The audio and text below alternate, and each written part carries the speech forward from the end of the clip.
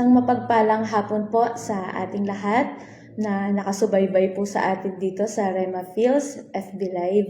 So welcome po tayo ngayon sa atin pong Bible study at nandito na po tayo ngayon sa ating bagong topic na 5 signs na ginagamit ka ni Satanas.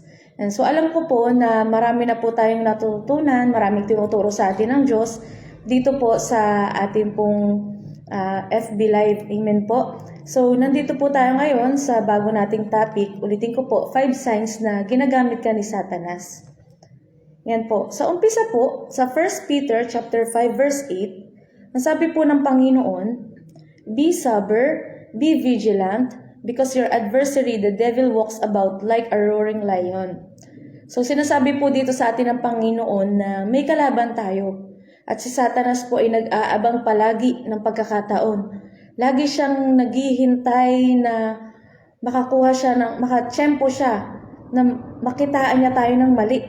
Amen po. At alam niyo po, ang sabi po dito sa John chapter 10 verse 10, ang magnanakaw ay pumaparito, pumupunta siya sa isang lugar, sa buhay ng tao para magnakaw, pumatay at magwasak.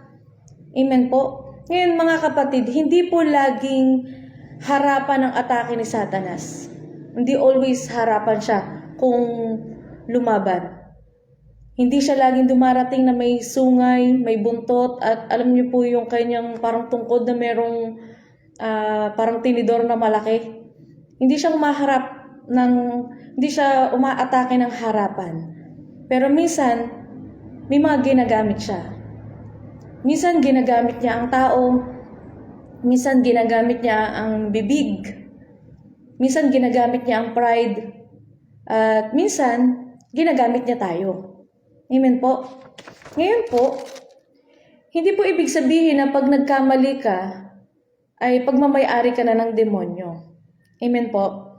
Pero may mga pagkakataon na nagagamit niya tayo para makasakit ka, para makasira ka, at para makapanghina ng ibang mga mananampalataya. Ngayon po, pag-aaralan po natin ngayong araw na to, sa mga oras po na to, yung mga signs na ginagamit ka ni Satanas. Nandito po sa number 1. Ang sabi niya, kapag ikaw ay nagiging masamang impluwensya. Yan. So, ano ba yung impact mo bilang isang Kristiyano? Sabihin na lang natin, bilang isang taga-Rema, bilang isang Kristiyano, ano yung impact mo sa ibang mga tao? Ikaw ba ay mabuti o masamang impluwensya? Na kapag ikaw ba ay nilapitan ng mga tao, matutuwa ba sila o lalayo ang kanila dahil hindi ka okay? Amen po. Ngayon nasabi po dito, 1 Corinthians 15 verse 33, makipagbukasa po kayo. Sabi niya dito, bad company corrupts good character. Sa Proverbs chapter 13 verse 20, ang kasama ng mangmang ay mapapahamak. Amen po. Kung sino yung nakakadikit mo, magiging ganun ka rin. At sinasabi po ng Biblia na kung ang nakakasama natin ay mangmang, mapapahamak siya. Ngayon, kung ang masamang impluwensya ang sinasamahan natin, mapapahamak din po tayo. Ngayon nasabi po dito, tayo po bilang Kristiyano, kapag sinamahan ka ba ng mga tao, sila ba ay napapabuti o lalong napapasama? Amen po. Naalala niyo po yung, sabihin po natin yung kamatis. Kahit na sabihin po natin, merong 1,000 kamatis dyan. Pero kahit merong isa lang dyan na sira o bulok na kamatis, anong mangyayari po? Kahit isa lang na bulok na kamatis, ang mangyayari, masisira rin yung iba. Amen po. Ngayon tayo po, ano yung impact mo sa ibang mga Kristiyano, sa iba nating mga kasamahan sa simbahan? Mga kapatid, hindi po neutral ang influence. It's either you are pulling people closer to God or you are pulling them away. Dito po sa Ephesians chapter 4 verse 29, makipagbukasa po kayo sa akin. Sabi ng Panginoon, huwag kayong gumamit ng masamang pananalita. Sikaping lagi na ang pangungusap ninyo yaong makabubuti at angkop sa pagkakataon upang pakinabangan ng makaririnig. Sabi dito, huwag kayong maglabas ng anumang salitang masama. Minsan, ang ginagamit ni Satanas ay hindi kamay, kundi bibig. Amen po. Isang paninira lang, sabihin natin isang chismis lang. Isang narinig ko kasi. Alam niyo po yun? Narinig ko ganito. Alam mo, sinabi ni ganito. May pamilya nang nasisira. May ministry na mabubuwag. May pananampalataya na hihina. Amen po. Dito po sa Santiago chapter 3 verses 5 to 6. Ganyan din ang dila ng tao kay liit-liit na bahagi ng katawan, ngunit malaki ang nalilikhang kayabangan. Isipin na lamang ninyo na palalagablab ng isang maliit na apoy ang isang malawak na kagubatan. Ang dila ay isang ang apoy, isang daigdig ng kasamaang nakakahawa sa ating buong katawan. Mula sa impyerno ang apoy nito at pinapag-aapoy ang lahat sa buhay ng tao. Sinasabi po dito sa atin ng Panginoon, mga kapatid, kapag ang bibig natin delikado. Amen po. So, kung napakalaki po ng impact ng lumalabas sa bibig po natin. Amen po. Naalala ko po noon, kinukwento po ni Pastor Boy sa atin kapag training. Sinasabi niya na bakit ang isang lingkod na tumigil sa paglilingkod, kakausapin niya mga kabataan na nasa ministry. Tapos, mamaya-maya, yung mga taong kinausap nila, ayaw na din nila sa paglilingkod. Ang ginagawa po nila, sila po ay magkukwit na. Ngayon, sabi po noon ni Pastor, bakit lahat ng kinakausap mo umaalis ng paglilingkod? Hindi mo namamalayan na nagagamit ka na pala ni Satanas para yung mga tao mawala sa ministry. Amen po. Ngayon, noong panahon po ni Absalom, hinaharang niya yung mga taong gustong lumapit kay Haring David. Amen po. Hinaharang niya para kausapin. At later on po, yung mga taong gustong lumapit kay Haring David, lahat sila galit na din. Kapag ang ating pong salita, ang ating pong ugali, yung ating pong pamumuhay ay nagtutulak sa iba na gumawa ng mali o lumayo sa Diyos, nagiging instrumento ka ni Satanas. Amen po. So, ano po ba yung influence natin sa mga tao? Ang sabi dito, nagagamit ka ni Satanas kapag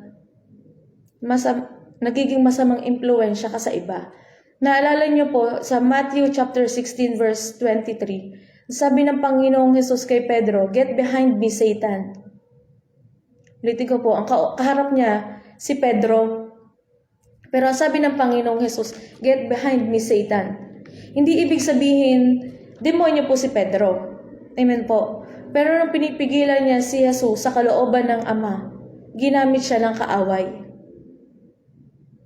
So nagkaroon ng puwang ang kaaway sa buhay ni Pedro, kaya nagamit siya. Ngayon, sa buhay po natin, hanggat may mga bagay po tayo na hindi pa po natin lubusang na isusuko sa Panginoon, yung mga bagay na yun, kala natin maliit lang, di mo alam, yun yung gagamitin ng kaaway. Para magkaroon siya ng door sa buhay natin at yun yung gamitin sa atin, maging masamang impluensya tayo. Amen po. Sabi nga po dito, pwedeng mahal ka ng Diyos at minsan magamit ka pa rin ng kaaway kung hindi tayo alerto. Kagaya nga po ni Pedro, siya po ay lingkodan ng Diyos, and yet, nung time na ang Panginoong Jesus ay malapit ng ipako sa krus, andun pinipigilan niya ang Panginoong Jesus sa kalooban ng Diyos, kalooban ng Ama sa buhay ng Panginoong Jesus. Amen po. Kaya nga po sinasabi po dito, kailangan maging mapagbantay po tayo, maging maingat po tayo. Amen po. So yan, number 2 po. Ang sabi dito, kapag ikaw ay nagiging katitisuran. Pagbukasan po kayo sa akin sa Mateo chapter 18 verse 6 to 7. Basahin po natin, no? Yan. Ngunit sino mang maglagay ng batong katitisuran sa isa sa maliliit na ito na sumasampalataya sa akin, ay mas mabuti pa sa kanya na bitina ng kanyang leeg ng isang malaking batong gilingan at siya'y malunod sa kalaliman ng dagat. Kahabag-habag ang sanlibutan dahil sa mga batong katitisuran. Ang mga pangyayaring magbubunga ng pagkatisod ay tiyak na darating. Ngunit kahabag-habag ang taong pagmumula ng batong katitisuran. Alam mo, sinasabi po dito sa atin ng Panginoon na, ito, sabi po niya, ang mga pangyayaring magbubunga ng pagkatisod ay tiyak na darating. Talagang darating sa atin yung tukso. Dadaan talaga tayo bilang Kristiyano. May mga bagay na makikita tayo na nakakatisod. Amen po. Pero sinasabi po dito sa atin ng Panginoon, malakas ang warning ng Diyos. Kapag dahil sa lifestyle natin, kapag dahil sa hypocrisy natin, dahil sa secret sin natin, may natitisod, mabigat yun po sa mata ng Diyos. Amen po. Dito po sa Luke chapter 17 verse 1. Basahin po natin. Sabi po ng Panginoon.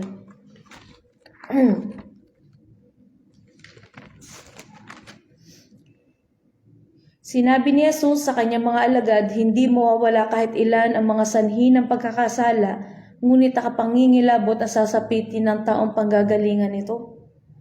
Amen po, kagaya po nabanggit kanina, mabigat ang pananagutan ng taong panggagalingan ng pagkatisod. Ngayon po, maaaring gamitin pala tayo ni Satanas kapag tayo po ay nakakatisod na sa simbahan. Isang dahilan po, kaya maraming umaalis ng church ay dahilan sa tisod. Sige nga po, pwede nating sabay-sabay sabihin dahil sa tisod. Amen po. Sa halip na yung church po ay maging hospital. Amen po, di ba? Ang simbahan ay hospital. Ito ay school na kung saan tayo ay nag-aaral. Sa halip na ang church po ay maging hospital na kung saan maraming mga puso ang gumagaling, ang nangyayari po, minsan dito pa lalo lumalalim ang sugat ng ilan dahil sa judgment, minsan dahil sa nakikita na nakakatisod. Sabi nga nung iba, kung ganyan lang din naman ang Kristiyano, ayoko na. Amen po. Bakit tisod? Bakit natitisod? Doon sa tao, dahil sabi nga po, walang paglago. Hindi mo naalala niyo po yung sabi po nung anniversary ni Pastor Boy, bakit hindi lumalago?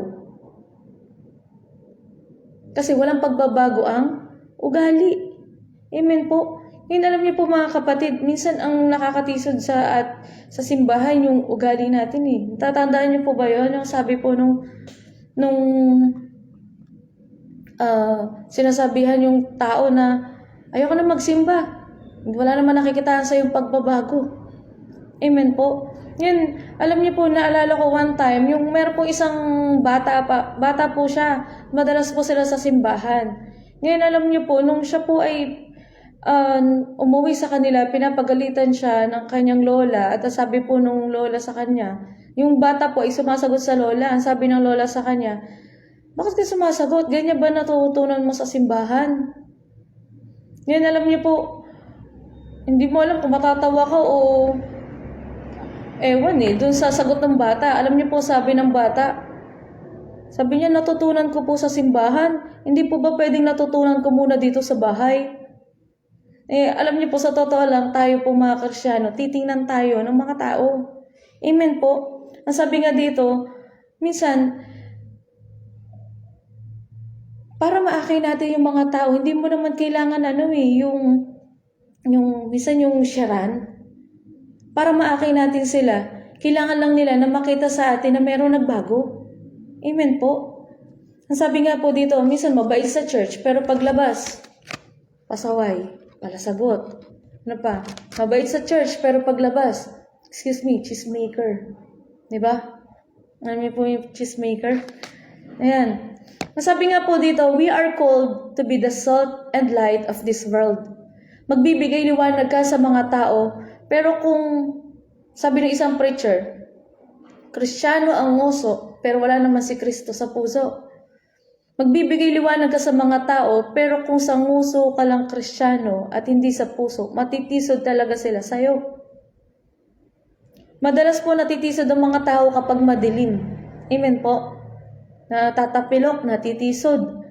At kung madilim ka pa at wala pa sa'yo si Kristo talaga, kung wala pa talaga ang liwanag sa'yo ni Kristo, Matitisod lang yung mga taong sumusunod sa'yo.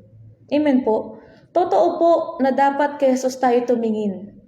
Pero ikaw na tunay na Kristiyano ang magdadala sa kanila sa Panginoong Jesus. Dapat maipakita natin na yung sinusundan ko si Kristo. Si Kristo na sabi nga ni Pastor Boy, hindi na napumura. Amen po. Tayo ay isang binago ng Kristiyano. Hindi pwedeng tayo po ang sanhi ng tisod, imbes na mapalapit sila sa Diyos, tayo pa ang maging dahilan ng katitisuran nila. Amen po. Ngayon dito po sa 1 Timothy chapter 4 verse 12, minimemorize po natin to. Amen po. Ang sabi doon, huwag mong hayaan na hamakin ka dahil sa iyong kabataan. Sabi nga doon, sa halip mag-set tayo ng example. Ngayon, ibahin natin yung phrase, pero ganun pa rin. Ang sabi niya, huwag mong hayaan na katisuran tayo ng ibang mga tao. Sa halip mag-set tayo ng example. Saan? Sabi dito sa pananalita, ugali, pag-ibig, pananampalataya at kabanalan. Amen po. Tayo po bilang Kristiyano, hindi dapat tayo yung katitisuran. Dapat alam mo kapag nakita ka ng mga tao, maramdaman nila yung peace. Kapag nilapitan ka ng mga tao, ako safe, ako dito, nararamdaman nilang safe sila. Hindi yung mararamdaman nila sa'yo yung nakakatisod to. Ayoko sa kanya nakakatisod. Dapat maramdaman sa atin ng mga tao na safe ako sa taong to. Amen po. Sabi dito, mag-set tayo ng example saan? Sa ibang mga mananampalataya, sa pamagitan ng ating salita, dapat hindi nakakatisod yung salita natin. Amen po. Yung ugali natin. Nasabi nga po dati, di ba? Kapag nakita ka ng mga tao, kapag naramdaman nila ikaw, o naramdaman nila na nandyan ka, anong mararamdaman nila? Ikaw ba ay nakaka-bless o nakakainis? Amen po. Ngayon sabi dito, pag-ibig, dapat unang makitaan tayo ng hindi ka nakakatisod na dapat, alam niyo po yung hindi ka nag-uumpisa ng away. Hindi dapat nagsisimula sa iyo yung samaan ng loob. Amen po. Yung sabi na pag-ibig yung pananampalataya at makitaan ka ng pagtitiwala naman sa Diyos. Amen. At yung kabanalan. Amen. Ngayon nasabi nga po dito, sinasabihan po tayo dito ng Panginoon na bagamat tayo po ay Kristiyano na, pwede pa rin pala tayong gamitin ng kaaway. Para maraming ibang mananampalataya ang manghina ang kanilang pananampalataya rin sa Diyos. Ngayon, naalala niyo po yung tanong po ng Lord kay Cain. Yung time na pinatay ni Cain si Abel, hinahanap ng Diyos si Abel kay Cain. Sabi ng Lord, Cain, nasaan ang kapatid mo? Sabi ni Cain, ako ba'y tagapag-alaga ng aking kapatid? Am I my brother's keeper? Ngayon, ano po bang sagot? Ang sagot ay yes. Ang bawat isa sa atin dito ay tinatanong ng Diyos na, am I my brother's keeper? Tayo po ay may pananagutan. Responsibilidad natin na ingatan ang spiritual na kalagayan ng iba. Amen po. Kaya nga po, maging careful po tayo. As long as nandito po tayo sa mundo, bilang Kristiyano, magkakamali pa rin tayo. Pero yung makitaan tayo ng Diyos ng pagbabago sa puso po natin at pagbabago sa ugali po natin, magiging blessing po tayo. Instead na kung talagang andun yung totally surrender tayo sa Panginoon. Nalala ko ang sabi po nung isang pastor natin dati, na sabi niya,